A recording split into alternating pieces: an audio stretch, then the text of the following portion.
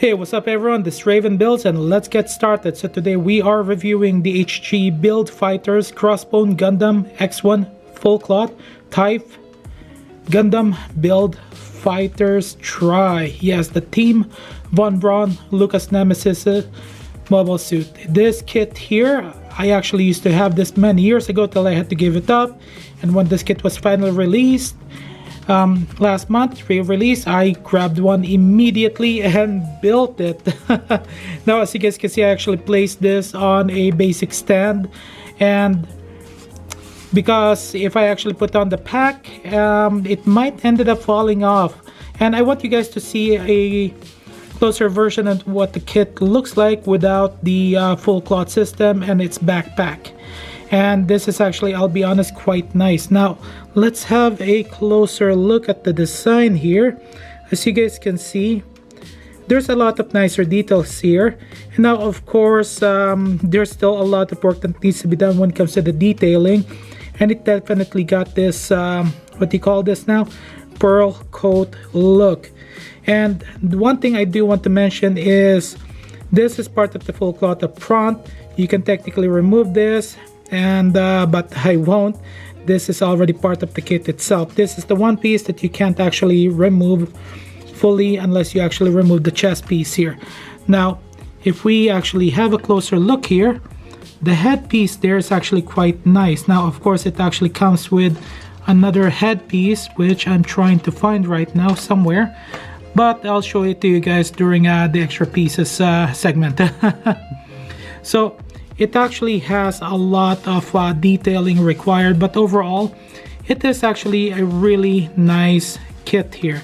Now of course there are some issues that I did notice early on, and this is actually the headpiece here that you can actually remove easily. Now if I do a shake test, it won't fall off, but it is really easy to remove, which kinda sucks.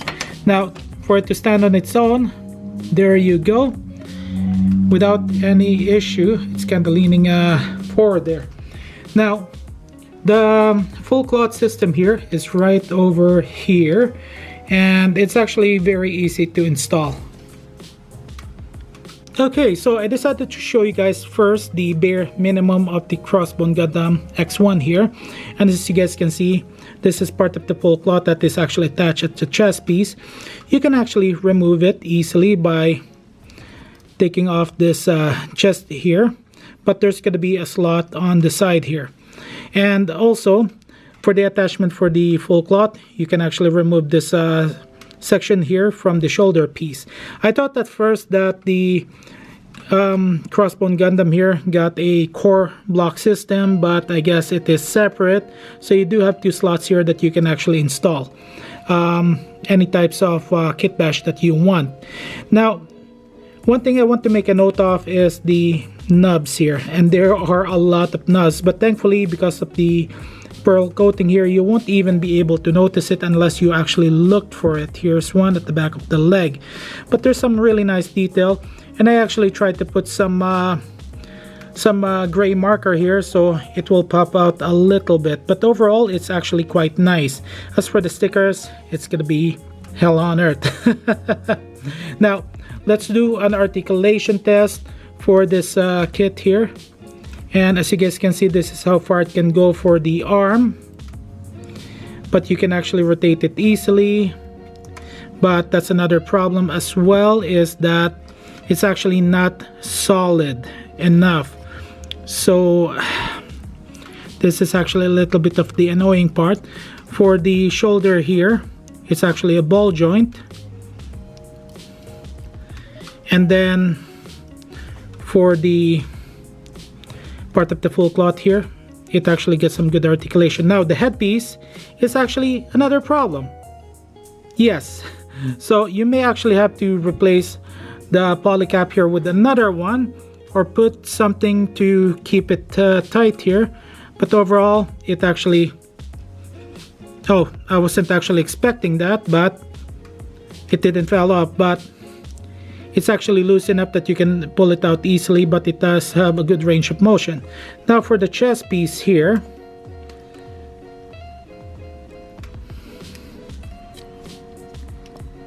and it's a ball joint as well.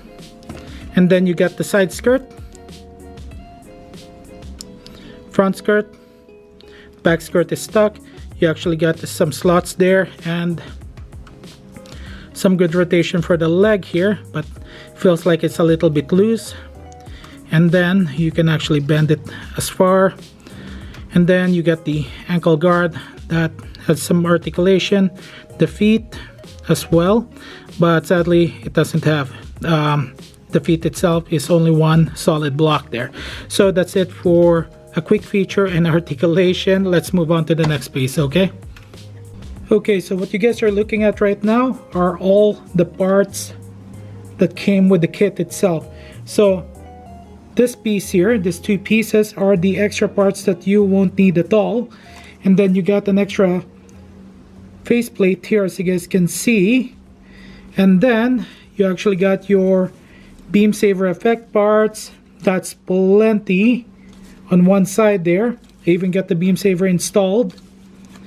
And look at the beam shield, the sword, like for this one here. And then the extended, so it is a pretty long sword here. And then you got your falcon style. And then you got some spear type, so I'll show that later. Then you got your basic beam saver. You actually got your beam rifle here that can be separated into a beam pistol and a beam saver for this one. And then to top it off, you actually got multiple handpiece here, like for just there's just plenty.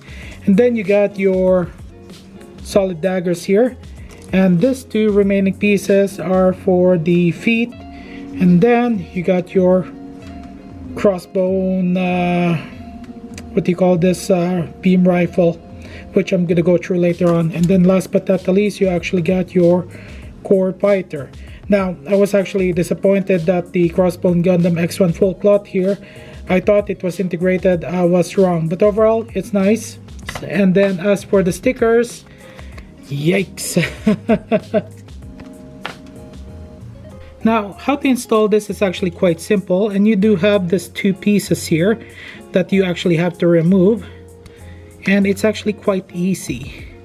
I just use my fingernails to actually kind of pop it out. And then you actually got some connectors here.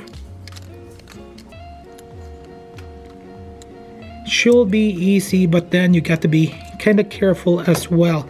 And you can actually just remove the piece here, the armor or the arm itself, and just install it. And there you go. Now, did I do this right? I believe so. Oh, and as you guys can see, it is a ball joint after all, but I'll show it to you guys soon. And let's remove this other one here. The way I'm angled right now with my camera, it's actually giving me a bad back. Okay, so let's put this together. And also, let's add the backpack as well. Now, as you guys can see, this is actually, there's no core fighter that you can actually remove easily. That's just on the anime, but you can customize it to actually be able to actually install this inside, but that's gonna take a lot of effort. And there you go. And can it stand on its own? Oh yes, definitely, but you need to angle it properly. Not bad, not bad. I actually do like the result here. Now let's have a closer look so you guys can see. And then let's actually show you guys the back portion. Wow. Okay, now let's move on to the next segment. Okay, let's go for the articulation test here. Now, we're gonna start off with the backpack here, and we're gonna remove this piece by piece and show you guys some of the feature. So as you guys can see, This part here you can actually remove. It rotates. And the backpack here, there's actually 2 slots that you can actually add your own backpack customization. And for the full cloth here, as you guys can see, it is a ball joint that you can actually remove, and it actually does look nice without the cloth as well. And as you guys can see, the head actually kind of fell off easily there, and you get the claw for the cloth here that can be moved. And then you get the arm, the ball joint. It is actually quite nice, and we'll remove that. And then for the arm itself, you can actually move this piece here. You're supposed to be able to rotate this, but I'm doing something wrong here. Okay, well, we'll figure that out later. I actually kind of want to figure this out now. Okay, figure this out. So you can actually remove this piece here.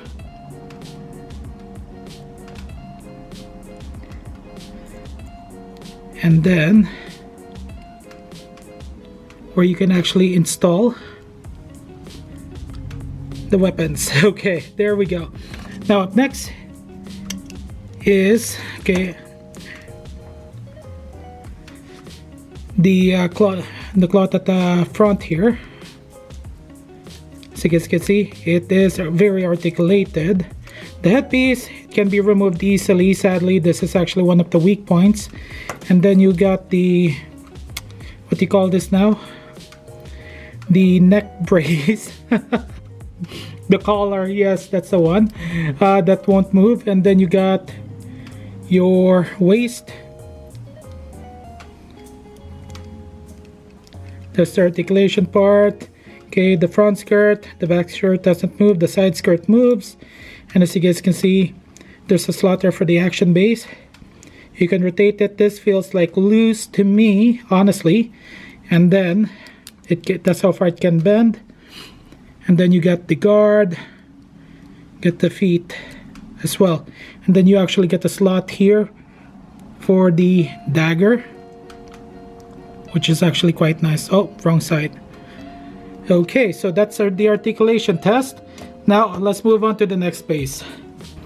Okay, so definitely this unit got a lot of weaponry. So we're gonna start off with the beam saber, the basic of the basic, and then you got your beam shield slash beam marker, which is located at the forearm. So practically the forearm converts into a shield or a piercing weapon. Yes, and hence why it's called the beam shield and beam marker. Up next is you got the Zanbuster, which is a beam rifle, a combination of the beam Zanber, which is designed like a cutlass, and the Buster gun, which is designed like the classic pirate weapon called the flintlock pistol. And then also you got the heat dagger, which is how do I put this?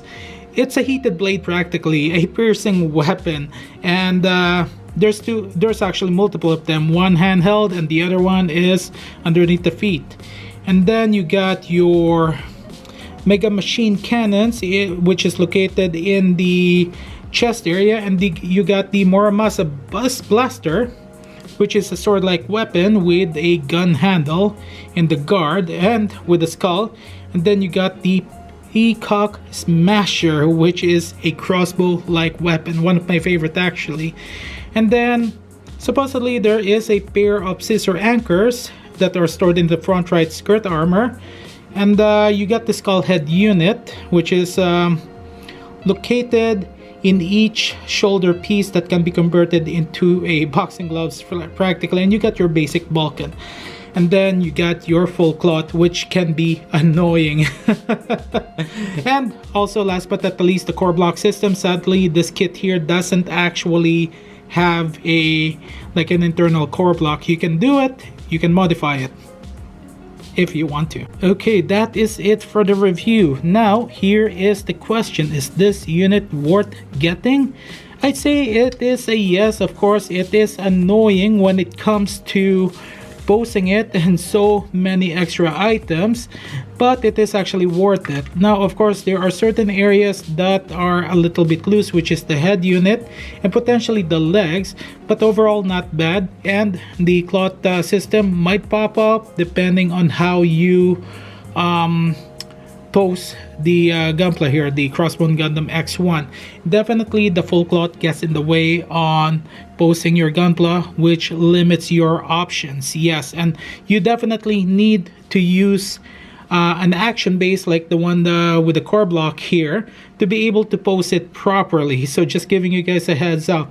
So it is actually worth the wait for me to get this unit here. I do give it a 7 out of 10 for the kit itself. And also one thing I do want to mention is this is sticker heavy and you do need to put in a lot of detailing as well. So my suggestion is detail versus sticker, because even if you put in the sticker that shows most of the details, there's still a lot more to do. So that's all the time that I got, guys. Thank you guys for watching, and if you guys got any question, leave it in the comment section below. And remember, have fun, relax, and enjoy. This is Gunpla, and I'll see you guys in the next video.